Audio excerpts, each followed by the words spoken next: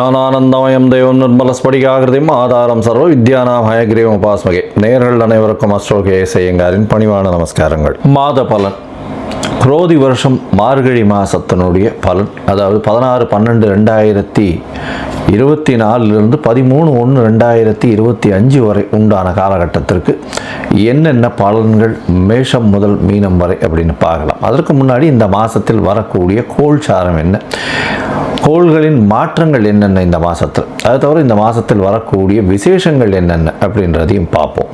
அதற்கு பிறகு ஒரு ராசியாக வரிசைப்படுத்தி இந்த மாதத்தினுடைய பலன்களையும் இந்த மாதத்தில் சந்திராஷ்டம நாட்கள் என்னன்றதையும் பார்க்கலாம். இந்த மாதத்தினுடைய கோள் சாரம் அப்படின்னு பார்க்கும்பொழுது காலபுருஷ தத்துவத்தின் 2வது ராசியான ரிஷபத்தில் குரு வக்கரகதியில், கடகத்தில் செவ்வாய் வக்கரத்தில், கன்னியில் கேது, விருச்சிகத்தில் புதன், சூரியன் மார்கழி மாதம்ன்றதுனால தனுசு மாதம் தனுசு ராசியில், சுக்கிரன் மகரத்தில், கும்பத்தில் சனி, ராகு மீனத்தில் இருக்க. இந்த மாதம் மாத கிரகம்னு சொல்லக்கூடிய சூரியன் தனுசுக்கு வந்ததிலிருந்து தனுர் ராசி தனுர் மாதம் ஆரம்பமாகுது. அதாவது நம்ம சௌரமான மாதங்கள்ன்றதை கொண்டு நம்ம அதில் அந்த வழக்கத்தை வச்சுட்டு இருக்கோம். சந்திரமான மாதம் சௌரமான மாதம்னு இருக்குது. இது சௌரமான மாதத்தை இது பழக்கத்தில் கொண்டு வர்றதுனால சூரியன் ஒரு ராசியிலிருந்து மற்றொரு ராசிக்கு செல்றதை சௌரமான மாதம்னு சொல்லுவோம். ரிச்சிகத்திலிருந்து தனுசுக்கு சூரியன் வர்றதை தனுர் மாதம் அப்படின்னு சொல்லி நம்ம மார்கழி மாதம் குரோதி வருஷத்தை ஆரம்பிக்கிறோம். இந்த 30 நாட்களில் பார்த்தாலேயானால் சுக்கிரன் மாறுறார். 30/12/2024 அன்னைக்கு மகரத்திலிருந்து கும்பத்திற்கு சுக்கிரன் மாறுறார். அது தவிர புதன் 1/1/2025 அன்னைக்கு விருச்சிகத்தில் இருக்கக்கூடிய புதன் தனுசுக்கு போகிறார். இது இந்த மாதத்தினுடைய மாத கிரகங்களுடைய மாற்றம். பொதுவாகவே மாத கிரகங்கள்னு சொல்லக்கூடியது சூரியன், செவ்வாய், புதன் மற்றும் சுக்கிரன், இந்த 4 கிரகங்கள். இதில் செவ்வாய் இந்த மாதத்தில் மாற்றங்கள் இல்லை, அவர் வக்கரகதியில் இருக்கார். நீச்சம் பெற்று போய் வக்கரகதியாக இருக்கிறது ரொம்பவும் விசேஷம். சரி, இந்த மாதத்தில் என்னென்ன விசேஷ நாட்கள் வருது அப்படின்னு பார்த்தாலேயானால் 17ஆம் தேதி 17/12/2024 அன்னைக்கு பார்த்தாலேயானால் இது ஸ்ரீ ரமண மகரிஷியினுடைய 145வது ஆராதனை, அதாவது 145வது ஜெயந்தி அன்னைக்கு. அது ரொம்பவும் பெரிய விசேஷம். ரமண மகரிஷி தெரியாதவங்களே கிடையாது, ரொம்ப பெரிய விசேஷத்தை, அதாவது பெரிய மகானவர். இந்த மாதத்தில் 23/12/2024, 24/12/2024, 22/12/2024 இந்த 3 நாட்களும் பார்த்தாலேயானால் பொதுவாகவே அஷ்டகா அன்வஷ்டகான்னு சொல்லுவாள். அதாவது தேய்பிரையில் வரக்கூடிய சப்தமி, அஷ்டமி, நவமி, மார்கழி மாதம், தை மாதம், மாசி மாதம், பங்குனி மாதம், இந்த 4 மாதங்களும் தர்ப்பணம் பண்ணுறது ரொம்பவும் வசதி. அஷ்டகா அன்வஷ்டகான்னு சொல்லுவாள். பொதுவாகவே ஒரு வருஷத்துக்கு 96 நாட்கள் நம்மளுடைய பித்திருக்களுக்கு தர்ப்பணம் கொடுக்கணும்னு சொல்லியிருக்கு. அதில் இந்த மார்கழி மாதத்திலிருந்து மார்கழி, தை, மாசி, பங்குனி இந்த 4 மாதம் 3 நாள் சப்தமி, அஷ்டமி, நவமி, அதாவது தேய்பிரையில் வரக்கூடியது அதை கொடுக்கறது மூலியமாக 12 நாட்கள் இது அஷ்டகா அன்வஷ்டகாவினுடைய தர்ப்பணங்கள்னு சொல்லுவாள். இதுக்கு உண்டான மேலும் சிறப்புகள் உங்களுடைய வைதிகர்களை கேட்டு தெரிஞ்சுக்கோங்க. இந்த மாதத்தில் வரக்கூடியது பார்த்தாலேயானால் 25ஆம் தேதி அன்னைக்கு 25/12/2024 அன்னைக்கு காஞ்சி காமகோடி பீடாதிபதி, அதாவது அவருடைய மகா பெரியவர்களுடைய ஆராதனை வருது. அது ரொம்ப பெரிய விசேஷம். அதற்கு பிறகு 30ஆம் தேதி அன்னைக்கு 30/12/2024 அன்னைக்கு அமாவாசை மற்றும் இந்த மாதத்தில் வரக்கூடிய மூல நட்சத்திரம். அதனால் மார்கழி மூலம் ரொம்ப பெரிய விசேஷம், அனுவ ஜெயந்தின்னு சொல்லக்கூடியது. அதனால் ரொம்ப பெரிய விசேஷம் மார்கழி மூலம். இந்த மாதத்தில் பார்த்தாலேனால் 1/1/2025 ஆங்கில புத்தாண்டு, அதாவது உலகம் எங்கும் சிறப்பாக எடுத்துக்கொள்ளக்கூடிய ஃபினான்ஷியலாக மாற்றங்கள் ஏற்படுத்தக்கூடிய விஷயங்கள். அதனால் இந்த கேலண்டர் இயர்னு சொல்லக்கூடிய 1/1/2025 உலகம் மொத்தம் கொண்டாடப்படக்கூடிய ஒரு விசேஷம். இந்த மாதத்தில் அதாவது 10/1/2025 வைகுண்ட ஏகாதசி, அதாவது மிகவும் சிறப்பான விஷயம்னு சொல்லக்கூடியது வைணவ சம்பிரதாயத்தில் ஏகாதசி, அதுலேயும் வைகுண்ட ஏகாதசி, சொர்க்கவாசல் தள்ளினவுடனே சொர்க்கவாசல் போயிட்டு வர்றது ரொம்பவும் விசேஷம். வைகுண்ட ஏகாதசி அன்னைக்கு உபவாசம் இருக்கிறது ரொம்பவும் விசேஷம்.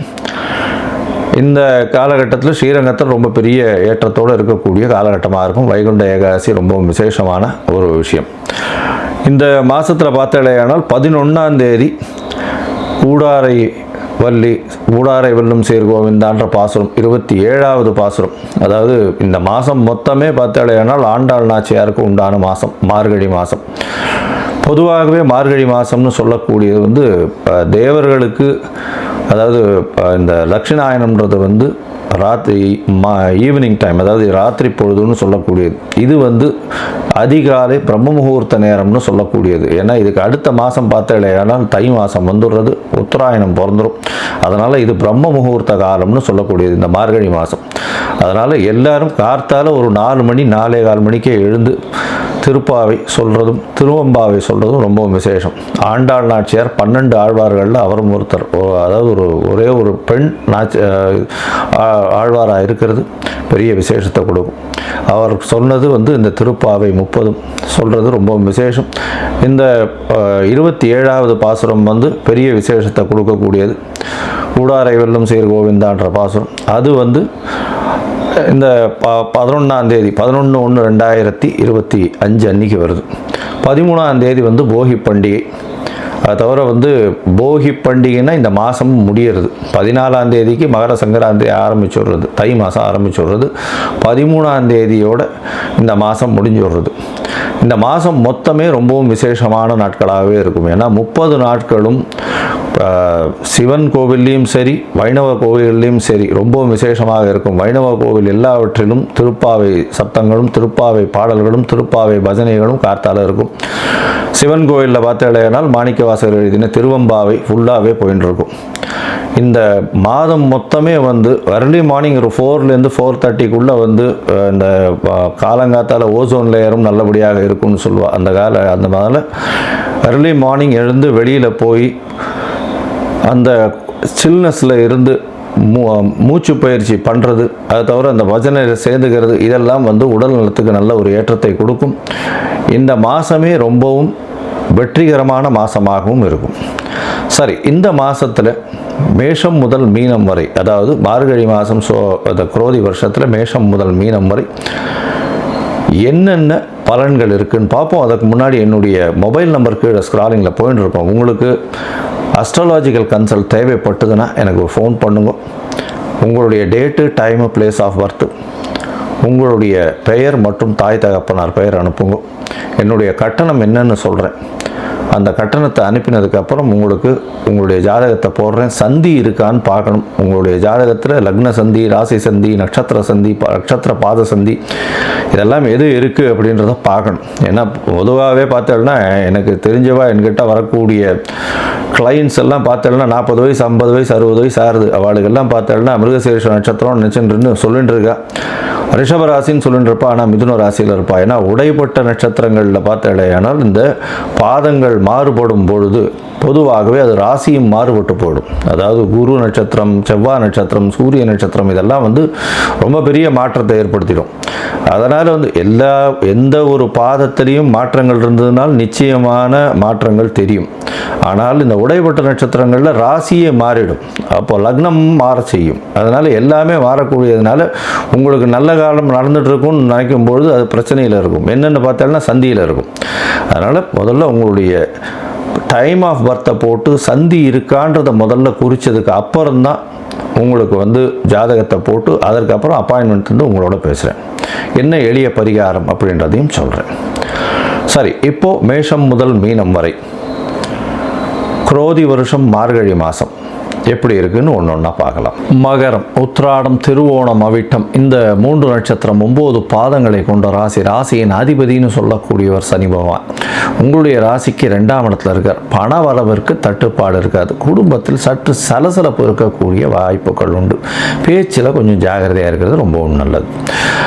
இந்த மாதம், அதாவது இந்த குரோதி வருஷம் மார்கழி மாதம் 16/12/2024 13/1/2025 வரலும் உண்டான காலகட்டத்தில் குரோதி வருஷம் மார்கழி மாதம்னு சொல்கிறோம். பொதுவாகவே மாத பலன்கள் அப்படின்னு சொல்லும் பொழுது சூரியன், செவ்வாய், புதன் மற்றும் சுக்கிரனுடைய மாற்றங்களை வச்சு தான் மாத பலன்களை சொல்லுவோம். ஏன்னா இதெல்லாம் மாத கிரகங்கள்னு சொல்லக்கூடியது.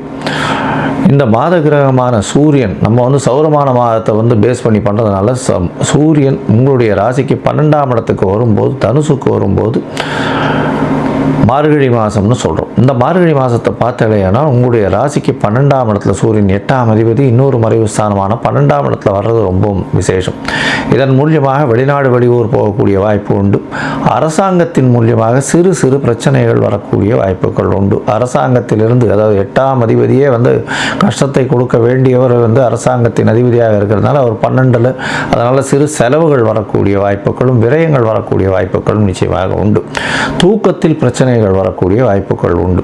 உங்களுடைய ராசிக்கு சமசப்தமத்தில் செவ்வாய் இருக்கிறது.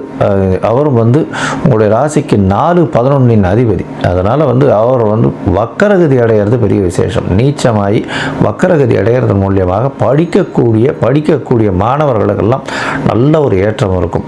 எதிர்பாலினத்தவர் மூலியமாக நல்ல ஒரு ஏற்றம். உங்களுடைய ராசியிலேயே சுக்கிரன் இந்த மாதம் ஒரு 15 நாளைக்கு இருக்கார். அதனால் உடல் நலத்தில் நல்ல ஒரு ஏற்றம். ஏன்னா உங்களுடைய ராசிக்கு 5/10 அதிபதினு சொல்லக்கூடியவர் சுக்கிரன், ஒரு திரிகோண கேந்திரத்தின் அதிபதி. அதனால் மிகப்பெரிய யோகர். அவர் உங்களுடைய ராசியிலே இருக்கிறது பெரிய ஏற்றத்தை கொடுக்கக்கூடிய காலகட்டமாக அமையும்.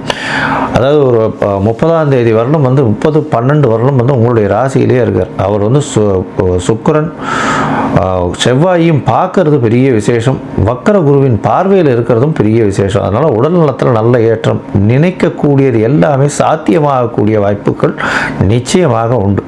உங்களுடைய ராசிக்கு பார்த்தோம்னா 2ஆம் இடத்துக்கு சுக்கிர பகவான் போனார். 2ஆம் இடத்துக்கு சுக்கிர பகவான் போனாலும் செவ்வாயினுடைய பார்வை சனி சுக்கிரன் மேலே இருக்கும். சனி 2ஆம் இடத்துல இருக்கும்போது சுக்கிரனும் சேர்ந்து இருக்கிறதுனால நல்ல ஒரு ஏற்றமான விஷயம். அதாவது பேச்சில் வல்லவர்களாக இருப்பவர்கள், பேச்சின் மூலியமாக தொழில் நடத்துபவர்கள், பேச்சாளர்கள், அட்வொகேட்டாக இருக்கிறவங்க, அதை தவிர இரும்பு சாதனம் வியாபாரம் பண்ணுறவங்க, இவங்களுக்கெல்லாம் பெரிய ஏற்றம் கிடைக்கும். அதை தவிர இந்த என்ன சொல்கிறது,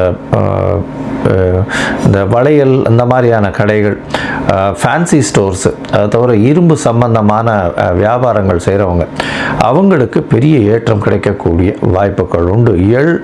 எண்ணெய், இந்த மாதிரியான எண்ணெய் வித்துக்கள், அதை தவிர தாறு, க்ரூட் ஆயில், அது மாதிரியான விஷயங்கள், கடுகு எண்ணெய், இதெல்லாம் பெரிய ஏற்றத்தை கொடுக்கக்கூடிய வியாபாரமாக அமையும்.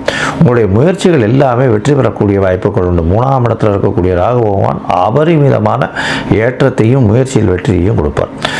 இந்த மாதத்தில் பார்த்தோம்னா உங்களுடைய ராசிக்கு 12ஆம் இடத்துல 11ஆம் இடத்துல புதன், அதாவது உங்களுடைய ராசியின் 6-9க்கு அதிபதினு சொல்லக்கூடியவர் 11ஆம் இடத்துல இருக்கிறது விசேஷம். வேலை நிமித்தமாக வெளியூர், வெளிமாநிலம், வெளிநாடு போகக்கூடிய வாய்ப்புகள் நிச்சயமாக வரும். இதை தவிர பார்த்தீங்கன்னா வேலையில் ஒரு திடீர் இன்க்ரிமெண்ட் வரும், திடீர் ப்ரமோஷன் வரும். ப்ரமோஷன் மூலியமாக உங்களுக்கு ஒரு பெரிய ஏற்றம் கிடைக்கக்கூடிய காலகட்டமாக அமையப்போகிறது. இந்த மாதத்தில் உங்களுடைய ராசிக்கு 12ஆம் இடத்துலேயே புதன் வரார். புதன் 12ஆம் இடத்துல எப்போ வரார் அப்படின்னா 1/1/2025 வரும். இதன் மூலியமாக 12ஆம் இடம் நல்ல வலுப்படுறது. 6ஆம் அதிபதி 12ஆம் இடத்துக்கு வர்றதுனால வேலை நிமித்தமாக வெளிநாடு போகக்கூடிய பாக்கியம் நிச்சயமாக வரும். அதுவும் ஐடி ப்ரொஃபஷனலாக இருக்கிறவங்க, எலக்ட்ரிக்கல் இன்ஜினியர்ஸாக இருக்கிறவங்க, மெக்கானிக்கல் சம்பந்தப்பட்ட இன்ஜினியர்ஸ் இருக்கிறவங்க வெளிநாடு போகக்கூடிய பாக்கியம் நிச்சயமாக வரும். இந்த மாதத்தில் முயற்சிகள் எல்லாமே வெற்றி பெறும்னு சொல்லணும். இருந்தாலும் சந்திராஷ்டம நாட்களில் முயற்சிகள் எடுக்காமல் இருக்கிறது நல்லது. சந்திராஷ்டமம்னா உங்களுடைய ராசிக்கு 8ஆம் இடத்துல சந்திர பகவான் போகக்கூடிய காலகட்டத்தில் சந்திராஷ்டமம்னு சொல்கிறோம். இந்த சந்திராஷ்டம காலம்னு பார்த்தலையானால் உங்களுடைய ராசிக்கு, அதாவது 20ஆம் தேதியிலிருந்து பார்த்தோம்னா 20/12/2024 22/12/2024 வரலும் உண்டான நாட்கள் சந்திராஷ்டம நாட்களாக இருக்கும். உங்களுடைய ராசிக்கு 8ஆம் இடத்துல மறையக்கூடிய சந்திர பகவான் நிச்சயமான பிரச்சனைகளை கொடுப்பார். அதாவது மறைந்த இடத்துல இருக்கக்கூடிய காலகட்டமாக இருக்கும். அதனால் மதிகாரகன் மறைந்த இடத்துல இருக்கிறதுனால நிச்சயமாக தவறான முடிவுகள் எடுக்கக்கூடும். அதனால் முடிஞ்ச வரலும் பார்த்தாலேயானால் சந்திர பகவானுக்கு உண்டான எளிய பரிகாரம்னு சொல்லக்கூடிய அருகில் இருக்கக்கூடிய கோவிலில் போயிட்டு உங்களால் முடிஞ்சது அல்லி மலர் கொண்டு போய் அர்ச்சனை கொண்டு வர்றதன் மூலியமாக சந்திராஷ்டமத்தின் தாக்கம் நிச்சயமாக குறையும்னு சொல்கிறோம். இந்த மாதம் இந்த மகர ராசிக்காரர்கள் அருகில் இருக்கக்கூடிய, அதாவது முருகன் சன்னதியை போய் வேண்டிட்டு வாங்க, முருகன் கோவிலுக்கு போயிட்டு வாங்க. அதை தவிர வந்து காலபைரவரை போய் வணங்கிட்டு வாங்க, திருவாதிரைக்கு சிவன் கோவில் போயிட்டு வாங்க. இது வந்து ஒரு பெரிய ஏற்றத்தை கொடுக்கக்கூடிய காலகட்டமாக உங்களுக்கு அமையும்.